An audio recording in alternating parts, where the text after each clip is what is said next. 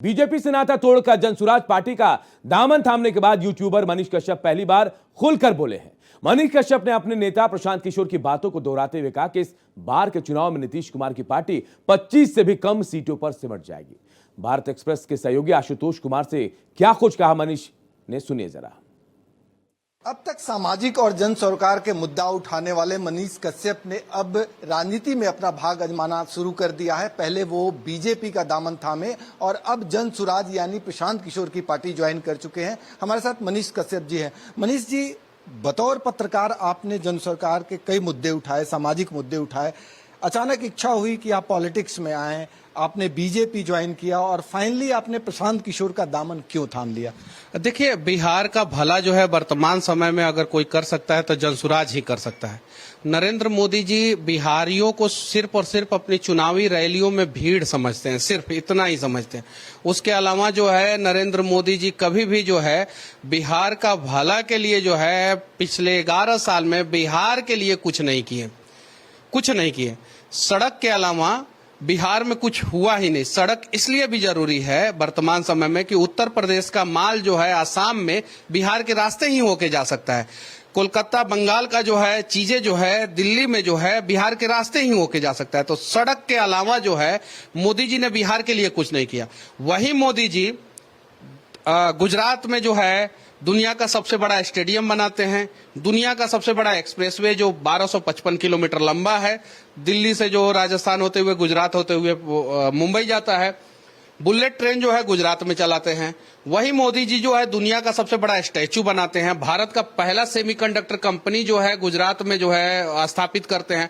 भारत का सबसे पहला हवाई जहाज जो है गुजरात में बनता है। एयरबस जो है आर्मी के लिए जो है C295 जो है एयरक्राफ्ट जो है वो असेंबल करती है गुजरात में। बिहार के लिए क्या हुआ? बिहार के लिए भाइयों एवं बहनों, 8 करोड़ लोगों को 5 केजी राशन मिला कि नहीं मिला? तो लोग बोलते हैं मिला। अरे यार, आपने जो गुजरात के लिए किया उसका 50% तो बिहार के लिए कर दीजिए, 50 नहीं तो 10% कर दीजिए।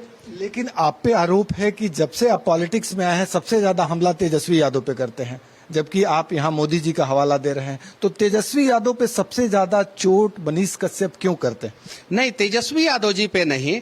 कहने का मतलब ये है कि वैसे सारे लोग जो अनपढ़ हों और राजनीति में अपना भाग्य आजमा के जो है कभी स्वास्थ्य मंत्री बन जाएं, हेल्थ मिनिस्टर कभी बन जाएं, कभी पथ परिवहन मंत्री बन जाएं, जिनको जो है हेल्थ मिनिस्टर बनने के बाद जो है बहुत सारी चीजों की जानकारी ना हो, पथ परिवहन मंत्री बनने के बाद उनके कार्यकाल में एक पुल जो है 3 बार गिर जाए, ऐसे लोग पसंद नहीं है। हाँ, वैसे लोग आए राजनीति में जो साफ सुथरा छवि के हों और बिहार को बदलना चाहते हों, वैसे लोग आए। वैसे लोगों को आना चाहिए बिहार की राजनीति में। अब राजनीति में 2 प्रकार के लोग होते हैं। एक साफ सुथरा छवि में उनको भी कंसीडर किया जाता है जो लोगों के लिए लड़ते हैं, धरना प्रदर्शन करते हैं और धरना प्रदर्शन के दौरान उनके ऊपर FIR हो जाता है, उनको कंसीडर किया जाता है। लेकिन आज के समय में कंसीडर उनको किया जा रहा है जो चारा घोटाला करते हैं, उनको किया जा रहा है जो कॉलेज कब्जिया लेते हैं। दिलीप जायसवाल जी कॉलेज कब्जा करके बैठे हुए हैं।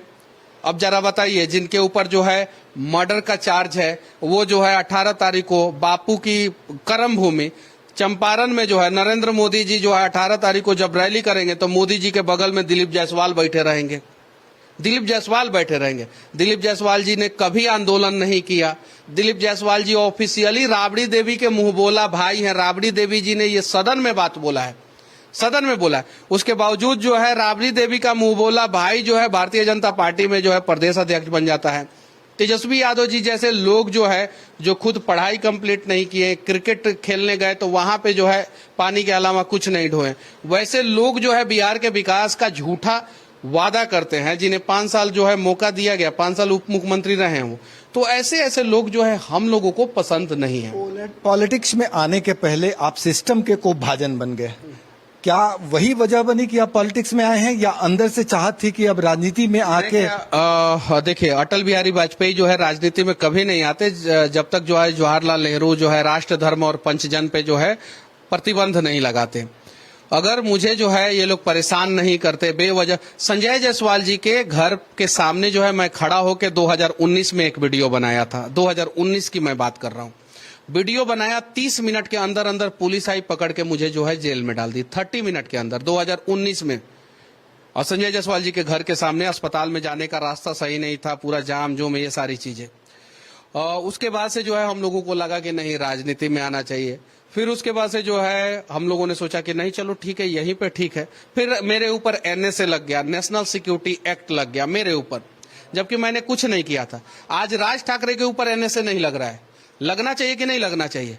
आज जो है उद्धव ठाकरे के ऊपर NSA नहीं लग रहा है, वो लोग जो है 2 राज्य नहीं पूरे देश में आग फैला रहे हैं, नहीं लग रहा है। लेकिन मनीष कश्यप ने सिर्फ और सिर्फ बिहारी मजदूरों के लिए आवाज उठा दिया। जिन बिहारी मजदूरों के सीने में जो है मनीष कश्यप धड़कता है, उन लोगों के लिए आवाज उठा दिया, तो मनीष कश्यप के ऊपर 11 को केस कर दिया गया। आपके अनुसार किसके इशारे पे ये सारा कुछ हुआ था? हमको तो लगता है कि उस समय जिसकी सरकार थी, उप मुख्यमंत्री थे तेजस्वी यादव जी, उनके इशारे पे ये सारी चीजें हुई। लेकिन जो भी सरकार रही है, वो सारी सरकारों ने बराबर केस किया है मेरे ऊपर। मैं क्या बोल रहा हूँ, 2019 में जो है किसकी सरकार थी, उस समय भी केस हुआ मेरे ऊपर, 2020 में भी केस हुआ मेरे ऊपर, तो अनेकों केस ये लोग केस मुकदमे किए। ये घाटा आपके युवा होने, प्रखर होने की वजह से हुआ आपको? देखिए, प्रखर होना वर्तमान समय में बिहार की राजनीति में जो है, जो प्रखर नहीं है उनके नजर वो लोग जो है घाटा पहुंचाते हैं। कन्हैया कुमार को देख लीजिए, कभी विचारधारा मेरा और कन्हैया कुमार का आज तक मैच नहीं हुआ, लेकिन युवा होने के नाते जो कल कन्हैया कुमार के साथ जो है ग्राउंड में हुआ, वो नहीं होना चाहिए। एकदम मैं विरोध करता हूं। युवा है, साधारण परिवार के हैं, संघर्ष करके जो है, जो भी JNU में जो भी हुआ उसको जो है मैं कभी जस्टिफाई नहीं करूंगा, और उसके लिए कन्हैया कुमार को कभी मैं सपोर्ट नहीं करूंगा। लेकिन कन्हैया कुमार के साथ जो कल हुआ वो गलत हुआ, वैसा नहीं होना चाहिए। उनके चेहरे का एक्सप्रेशन देखने के बाद मुझे लगा कि इस युवा के साथ जो है बहुत गलत हुआ। पहले तो आप बुलाते हैं, कन्हैया कुमार जैसे लोगों को बुलाते हैं, सड़क पे वो संघर्ष करते हैं, फिर उसको मंच पे बुलाते हैं। बिना मंच पे बुलाए जो है कन्हैया कुमार नहीं जाते, और जाते हैं तो उसको रोक दिया जाता है सिक्योरिटी गार्ड के द्वारा और धक्का दिया जाता है। कहीं नहीं तो कहीं ये गलत है। और प्रखर युवा जो भी बिहार की राजनीति में वर्तमान समय में अपना भाग्य आजमाना चाहते हैं, उनको जो है अनेकों विघ्न बाधाओं का सामना करना पड़ता है। और विघ्न बाधा जो है उत्पन्न करने वाले लोग जो है बिहार की राजनीति में ही है। जो पुराने लोग हैं, जो चाहते हैं कि वो सेटल रहे, उनके लोग सेटल रहे हैं, उनके बच्चे सेटल रहे हैं, दलाल सेटल रहे, वैसे लोग जो है विघ्न बाधा उत्पन्न करते हैं। जब आप राजनीति में आने को सोचे तो सबसे पहले आप मोदी जी की आइडियोलॉजी से प्रभावित हुए, बीजेपी में कुछ दिन रहे, और अचानक से आपका दिल परिवर्तन क्यों हो गया? देखिए, मोदी जी जो है प्रधानमंत्री हैं देश के। मेरी आइडियोलॉजी सबसे पहले जो है अटल बिहारी वाजपेयी से, ऐसे ऐसे लोगों से जो है मैच करती है। मोदी जी के साथ मिलके जो है हम लोगों ने सोचा कि बिहार को हम लोग आसानी से बदल देंगे। टू बी फ्रैंक मैं कहना चाहता हूं, और वहां तक जो है मैं अपनी बातों को, बिहार की समस्याओं को पहुंचा दूंगा। मैंने जब जल शक्ति मंत्री से मिला और उनको जो है बिहार बाढ़ पे जो है एक्शन प्लान बना के दिया, उसका फोटो वीडियो सब जो है यूट्यूब पे पड़ा हुआ है एविडेंस के रूप में, मैंने दिया। मैंने बोला कि उसके लिए बजट अलॉट किया जाए। मुझे लगा कि कम से कम 1 लाख करोड़ रुपया जो है बिहार को बाढ़ से बचाने के लिए अलॉट किया जाएगा। उसके बदले में 11,500 करोड़ रुपया अलॉट किया गया। उन 11,500 करोड़ रुपया का हुआ क्या, अभी तक किसी को पता नहीं है, किसी को पता नहीं है। मैंने सोचा कि अस्पतालों की स्थिति जो है मोदी जी तक पहुंचा के जो है हम लोग ठीक करा देंगे। लेकिन वर्तमान समय में नीति आयोग का रिपोर्ट है, जिस नीति आयोग के अध्यक्ष जो है देश के प्रधानमंत्री नरेंद्र मोदी जी हैं।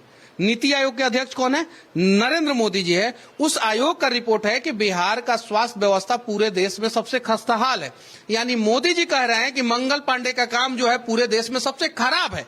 ये मैं, मनीष कश्यप या आपका चैनल नहीं कह रहा है, या left wing, right wing, centre wing का कोई आदमी नहीं कह रहा है। ये मोदी जी की अध्यक्षता में नीति आयोग कह रहा है कि पूरे भारत में सबसे खराब अगर कहीं का स्वास्थ्य व्यवस्था है और किसी व्यक्ति का काम है तो वो मंगल पांडे का काम है। अब मोदी जी मंगल पांडे के काम को सबसे खराब कह रहे हैं, और उसी मंगल पांडे के खिलाफ मैं बोल रहा हूं, तो इन लोगों को लग रहा है कि भारतीय जनता पार्टी का मैं विरोधी हो गया।